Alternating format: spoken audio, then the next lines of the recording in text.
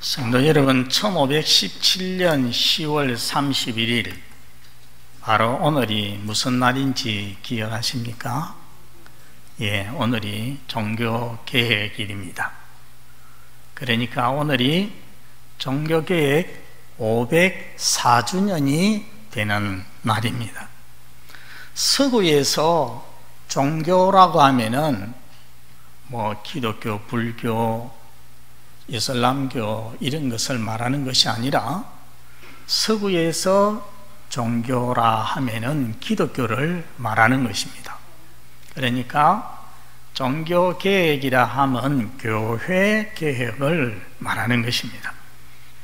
이날 여러분이 아다시피 독일의 루터는 면죄부 판매에 대항하여서 95개조 반박문을 만들어서 비텐버그 성벽교회당 문에다가 걸었습니다.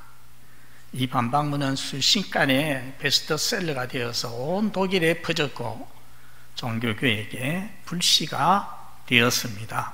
그래서 바로 그날 10월 31일이 종교개혁 기념일이 되는 것입니다. 그런데 우리가 성경을 읽어보면 성경에도 여러 번의 종교개혁이 나옵니다. 오늘 본문에서는 우리가 여호사밧 왕의 종교개혁을 볼 수가 있습니다. 먼저 이 여호사밧은 하나님의 말씀에 성경에 입각해서 종교개혁을 단행을 하였는데 그의 종교개혁은 크게 두 가지 방면으로 나타났습니다. 첫째는 소극적으로는 그의 나라에 있는 우상들을 다 제거를 했습니다. 우리 17장 6절을 한번 같이 읽어보겠습니다. 시작. 그가 전심으로 여호와의 길을 걸어 산당들과 아세라 목상들도 유다에서 제거하였더라. 무엇을 제거했습니까? 산당과 아세라 목상을 제거했다고 했습니다. 그런데 여러분, 이 여호사밧의 아버지가 누구냐면은 아사입니다. 아사는 3대 왕이었습니다. 이 사람도 경건한 사람이어서 종교개혁을 했습니다. 아사 왕이 종교개혁을 했을 때에 어떻게 했느냐? 한 장 앞으로 넘겨서 역대하 14장 3절을 한번 보시기 바랍니다. 14장 3절에 보니까 이방 제단 산당 없애고 주상을 깨뜨리고 아세라상을 찍고, 여기도 보니까 산당도 아세라상도 찍어서 없앴다고 했습니다. 아버지 왕이 이미 다 찍어 없앴는데 여호사밧이 또 그것들을 제거했다. 여러분, 이게 무슨 말이겠습니까? 좀 우아스럽습니다. 여러분, 여호사밧의 아버지 아사왕은 정말 하나님을 찾고 찾은, 그래서 하나님을 만난 귀한 왕이었습니다. 그런데 그게 끝까지 가지를 못했어요. 그의 노년에 어떤 일이 있었느냐 하면은 북쪽 이스라엘이 공격을 해왔습니다. 침략을 해왔습니다. 그때에 옛날 같았으면은 하나님을 의지했을 것인데, 그런데 그러하지 아니하고 동북쪽에 있는 아람이라고 하는 나라를 의지하고 보물을 갖다 주면서 우리에게 원군을 좀 보내주십시오, 이렇게 했습니다.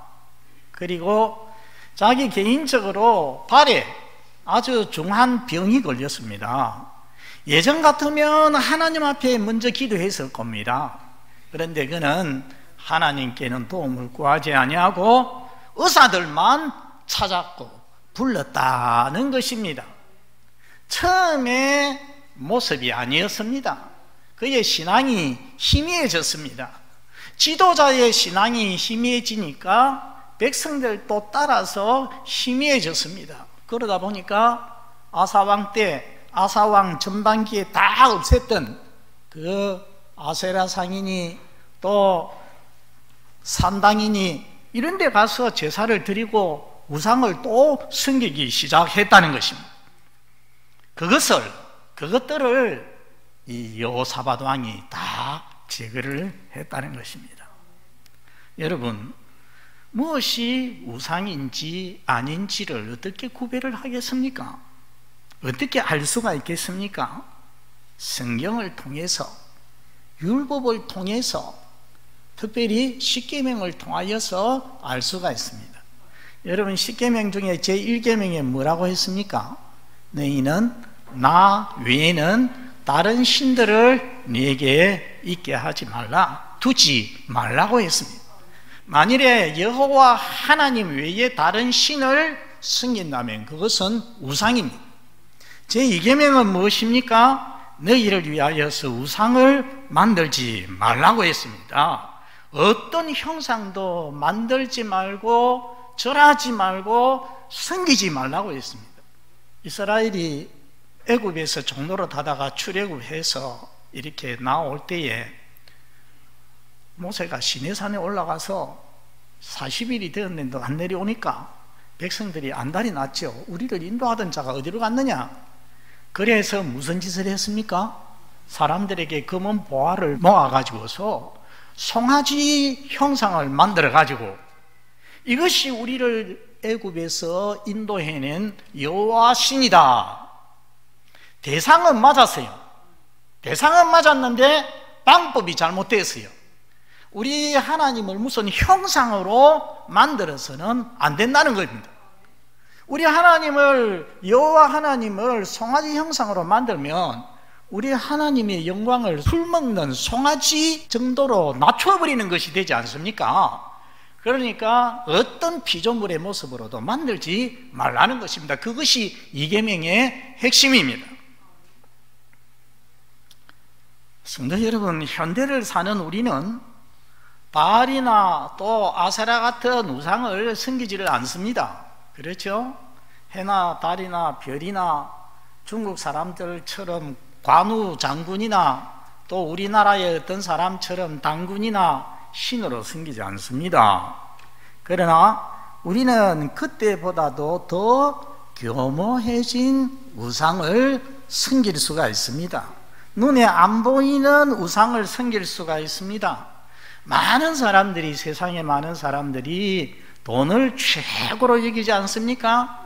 돈을 우상으로 섬긴다는 것입니다. 하나님 없이는 살 수 있을 것 같기도 한데 핸드폰이나 인터넷 게임이 없이는 살 수가 없을 것 같다는 우리 젊은이들이 있는 것입니다. 어떤 스포츠나 취미, 쾌락에 중독이 되어서 완전히 빠져서 살 수도 있는 것입니다. 여러분, 잊지 말 것은 여러분에게 절대 포기할 수 없는 어떤 일이 있다면, 하나님보다 여러분들이 더 중시하는 어떤 무엇이 있다면 그것은 이미 무엇입니까? 우상인 것입니다. 내가 하나님보다 더 귀하게 여기고 우선적으로 여기는 것이 있으면 그것은 우상입니다. 우리 부교역자들의 결석자 보고서에 결석한 누구에게 전화를 해보니까 다음 주일에 별일이 없으면 교회에 가겠습니다. 저는 그 말을 볼 때마다 속이 굉장히 쓰리고 아픕니다. 왜냐하면 별일이 없으면 교회 나오고, 그러면 별일이 있으면 안 나오겠다는 거 아닙니까? 그러면 별일이 높습니까? 우리 하나님이 높습니까? 별일이 더 높아요. 우리 하나님을 그렇게 평가절하를 하니까 제 마음이 상한다는 것입니다. 여러분, 우리 성도는 그렇게 되어서는 안 됩니다. 우리 성도는 매사의 모든 일에 제1의 우선순위에 우리 하나님을 두어야 하는 것입니다. 성도 여러분, 여러분의 삶에 있는 우상을 다 제거하시기를 바랍니다. 삶의 제1 우선순위에 우리 하나님을 두시기를 바랍니다. 먼저 하나님의 나라와 하나님의 의를 구하는 성도가 되시기를 바랍니다. 다음으로 적극적으로 여호사밧이 어떤 일을 했느냐? 7절에서 9절에 나옵니다. 왕위에 오른 지 제3년에 방백이 뭐냐 하면은 신하들을 말합니다. 신하들을 전국에 보내서 유다의 성읍들에서 가르치게 했다고 했습니다. 몇 사람을 보내느냐 하면은 5사람을 보냈다고 했죠. 그런데 이 신하 5사람만 보낸 것이 아니고 그 다음에 보면은 레위인 9명을 보냈고 또 제사장 2명을 함께 보냈습니다. 모두 몇 명입니까? 16명. 16명을 한 팀으로 만들어서 전국을 순회하면서 성읍들에서 가르치게 했는데, 흥미로운 것은 여기 보면 무엇을 가르쳤느냐 하는 말씀은 없고 그냥 가르쳤다고 합니다. 그냥 가르쳤다고 하는데 무엇을 가르쳤는지 9절이 말씀을 하고 있습니다. 우리 9절 말씀 다 같이 한번 읽어보겠습니다. 시작. 그들이 여호와의 율법책을 가지고 유다에서 가르치되 그 모든 유다 성읍들로 두루 다니며 백성들을 가르쳤더라. 무엇을 가르쳤다고 했습니까? 율법을 가르쳤다고 했어요. 율법이 여러분 무엇입니까? 하나님이 주신 법입니다. 하나님이 주신 법. 크게는 성경이라고 할 수 있고요, 조금 좁게는 구약의 율법책 하면은 모세가 기록한 모세오경, 창세기, 출애굽기, 레위기, 민수기, 신명기, 거기에 나오는 하나님의 법들을 말하고, 가장 좁게 핵심을 말하면은 무엇이냐면은 십계명입니다. 십계명. 이것을 가르치게 했다는 것입니다. 여러분, 고대 사람들도 우리는 진화론에 물들어서 이런 생각을 하기 쉽습니다. 노아시대 사람들이나 그 앞에 살던 고대 사람들은 현대인들보다도 지능이 좀 떨어질 거다, 좀 미개할 것이다, 그런 생각합니다. 전혀 그렇지 않습니다. 그 사람들도 어떻게 살면은 인생이 바르게 사는 것인가 연구를 많이 하고 생각도 많이 했습니다. 여러분, 함무라비 법전이라고 들어보셨습니까? 고대 바벨로니아에 그 함무라비 왕이 있을 때에 신하들과 의논을 해서 우리 백성들이 어떻게 살면 바르게 사는 것인지 그걸 딱 만든 것이 함무라비 법전, 역사책에 나옵니다. 우리나라 역사를 파고 들어가 보면은 맨 앞에 고조선이라는 나라가 있지 않습니까? 그 고조선, 그때에도 2000년이 넘었는데도 불구하고 그때에 8가지 금지법이 있었습니다. 8조 금법이라는 것이 있었습니다. 거기 보면은 우리 십계명하고 통할 수 있는 그런 것들이 거기에 나타납니다. 그런데 율법은 누가 주신 것입니까? 하나님이 주신 것입니다. 다른 어떤 법보다 뛰어난 것입니다. 영원한 것입니다. 그것을 잘 보여주는 성경이 신명기 4장 8절입니다. 신명기 4장 8절 앞에 보고 시작. 오늘 내가 너에게 선포하는 이 율법과 같이 그 규례와 법도가 공의로운 그 나라가 어디 있느냐.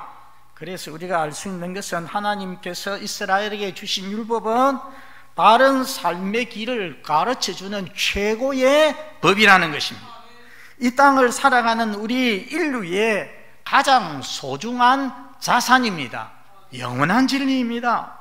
여호사밧은 자기 백성들 율법의 백성으로 만들기 위해서, 하나님 말씀의 백성으로 세우기 위해서, 자기가 다스리는 유다 왕국이 말씀의 반석 위에 굳게 서도록 하기 위하여서 이렇게 성경 가르치는 팀을 조직을 해서 전국에 다니며 율법을 가르치게 했다는 것입니다. 여러분에게 물어보겠습니다. 구약시대에 평상시에 백성들에게 율법을 가르쳐야 되는 임무를 하나님께서 누구에게 주셨습니까? 제사장들에게 주셨습니다. 평상시대에는 하나님께서 제사장들로 하여금 율법을 가르치도록 했습니다.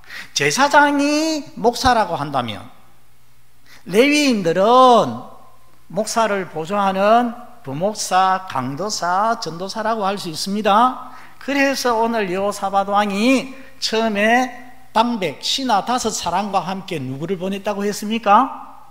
레위인 9명과 제사장 2명을 보냈다는 것입니다.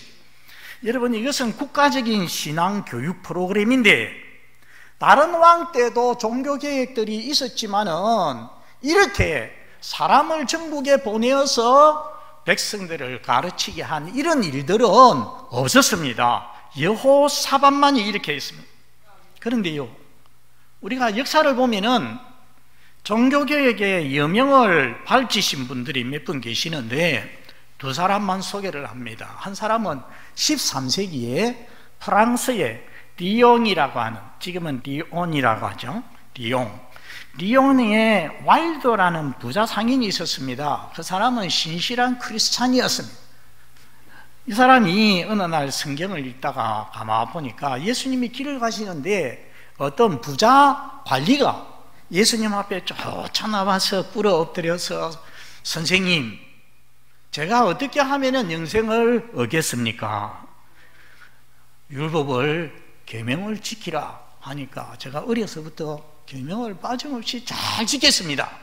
그러니까 예수님께서 이 사람이 부자인 줄 아시고 그게 문제인 줄 아시고, 그러면 집으로 돌아가서 너의 모든 재산 다 팔아서 가난한 자들에게 주고 그리고 와서 나를 따르라. 예수님의 제자가 될 수 있는 그런 기회인데, 그런데 이 사람이 재산이 많은 거로 근심하며 가니라. 그가 예수님 따랐습니까? 안 따랐습니까? 안 따랐습니다. 재물 때문에 못 따랐어요. 그 성경을 딱 보면서 내가 꼭 이 부자 간원하고 비슷하구나. 그러나 나는 주님의 말씀에 순종해야지. 그렇게 해서 자기 재산을 다 팔아가지고 가난한 자들에게 나눠주고, 그리고 자기는 전도자가 되었습니다. 전도자가 되고, 그리고 학자를 고용을 해서 라틴어로, 그 당시에는 라틴어 성경 외에는 없었습니다. 라틴어 성경을 불란서, 프랑스어로 번역을 하게 했습니다. 번역을 하게 하고는 자기와 뜻을 같이 하는 사람들을 보내서 행상인으로, 우리 어릴 때만 해도 행상인이 있어요. 동네마다 이 위에 뭐 이렇게 이고서 거기에 바늘도 팔고 골무도 팔고 이것저것 집에서 빌어 참빗도 팔고 그렇게 했는데, 이렇게 행상을 하면서 거기에 성경, 전도지 가지고 가서 팔도록 그렇게 만들었다는 것입니다. 여러분, 뭐 생각이 납니까? 오늘 여호사밧 왕이 한 일을 하고 비슷하지 않습니까? 그런가 하면은 이 왈도보다 1세기 후에 14세기에 영국에 위클리프라는 사람이 있었습니다. 이 사람은 종교개혁의 샛별이라고 불리는 사람인데, 이 사람이 머리가 아주 총명했습니다. 옥스퍼드 대학교를 졸업을 하고 그리고 옥스퍼드의 교수가 되었습니다. 이 사람이 성경을 연구해 보니까 기독교가, 교회가 완전히 잘못 가고 있습니다. 그는 성경에 입각해서 당시 로마 교황청의 부패를 탄핵하기 시작을 했습니다. 그리고 이 사람도 라틴어 성경을 영어로 번역을 해서 영어 성경을 만들었습니다. 영어 성경 만들었는데 이게 그때만 해도 활자, 구텐베르크 활자 그게 없어가지고서 여러분 번역을 해도 뭐 책이 되려면 이만치 이런 가죽에다가 기록을 해야 되는 그런 때거든요. 그래서 쪽복음, 마태복음이면 마태복음 하나, 이런 식으로 해서 자기를 추종하는 사람들을 둘씩 짝을 지어가지고서 여러 곳에 다니면서 복음을 전하고 또 성경을 나누도록, 성경을 전달하도록 그렇게 만들었습니다. 왈도나 위클리프 두 경우 다 여호사밧의 종교개혁과 닮은 꼴입니다. 여러분, 이와 비슷한 일이 우리나라 전도 초기에도 있었습니다. 제가 어릴 때에 우리나라에 권서인, 매서인이라고 불리는 사람들이 있었어요. 권서가 뭐겠습니까? 책을 권하는 사람. 매서인은 책을 파는 사람. 무슨 책 팔았게요? 쪽복음, 마태복음, 뭐 요한복음 이런 거 가지고 다니면서 전도도 하고 책도 팔고 하시는 분이 있었습니다. 제 아버지 제일 절친이 바로 메서인이었어요. 그분이 그 일을 하다가 마음이 뜨거워져서 신학을 공부하고 목사가 되었습니다. 그래서 우리나라 선교 초기에는 이 메서인 하다가 주의 종이 된 사람들이 많았습니다. 성도 여러분, 이런 일이 우리에게도 필요하겠습니까? 우리도 지금 여호사밧이 했던 것처럼 성경책을 많이 가지고 다니면서 사람들에게 전달하고 가르칠 필요가 있겠습니까? 시대가 많이 달라졌습니다. 성경이 없는 사람은 별로 없습니다. 누구든지 다 구할 수 있고 가지고 있습니다. 그러나 우리는 여호사밧 왕 왈도 위클리프의 성경을 향한 열심, 성경대로 살려고 하는 열심, 성경대로 개혁하려고 하는 열심, 성경을 가르치고자 하는 그 열정을 우리가 이어받아야 한다는 것입니다. 여러분은 현대를 사는 우리는 어떻게 하면 좋겠습니까? 첫째는 우리 각자가 성경으로 돌아가야 됩니다. 내 자신이 성경을 사랑하고 매일 읽고 묵상하고 성경대로 자신과 자신의 삶을 계획해야 한다는 것입니다. 시편 1편 제일 처음에 나오는 말씀대로 복 있는 사람은 악인의 꾀를 좇지 아니하고 세상 사람들의 가치관이나 그들의 생각을 따라서 살아가는 것이 아니라 유행을 따라서 살아갈 것이 아니라 하나님께서 말씀하시는 것, 이것이 나의 법인 줄 알고 이 말씀 따라서 살아가야 한다는 것입니다. 여러분, 예레미야서를 읽어보면 예레미야 선지자가 여러 번 말씀을 했어요. 너희가 살고자 하느냐? 너희 길과 행위를 바르게 하라. 영어 성경에는 reform your ways and actions. reform이 계획한다는 거죠. 계획한다. 너희 길과 행위를 계획을 하라는 것입니다. 전에도 이야기한 적이 있습니다. 한동대 전 총장 김영길 박사님 2년 전에 2019년에 소천되었습니다. 이분이 대학 때에 진화론을 전공을 했습니다. 그런데 나중에 예수 믿고 공부를 더 많이 해서 창조과학회, 예수 믿는 학자들로 구성이 된, 과학자들로 구성이 된 창조과학회를 만드신 분입니다. 이분이 젊어서 미국에 유학을 갔었는데 지인의 소개로 한국 이하여대를 졸업한 김영애라는 아가씨를 사귀게 되었어요. 여러분 기억하십니까? 우리 교회 한번 오후에 와가지고 간증을 한 적이 있습니다. 그런데 만나보니까 마음에 쏙 드는 거예요. 그런데 아가씨가 뭐라고 하느냐 하면은 나와 결혼을 하려고 하면 내가 교회를 다니기 때문에 나와 함께 교회를 다녀야 됩니다. 그런 게. 그런데 아가씨가 놓치기가 싫은 거예요.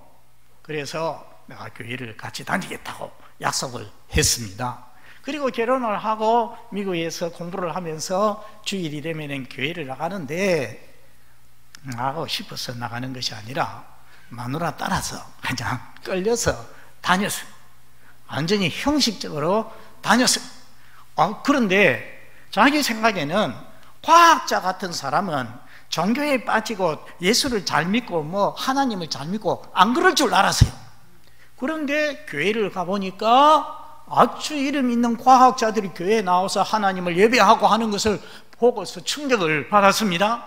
나도 이래서는 안 되겠다. 내가 과학자라고 하면서 진짜 하나님이 계신지 하나님의 말씀이 진리인지 내가 파헤쳐 봐야 되겠다. 그래가지고서 특별한 열심을 품고 진지하게 성경을 읽어가는 중에 이 사람이 확신을 가지게 되었습니다. 회심을 했습니다.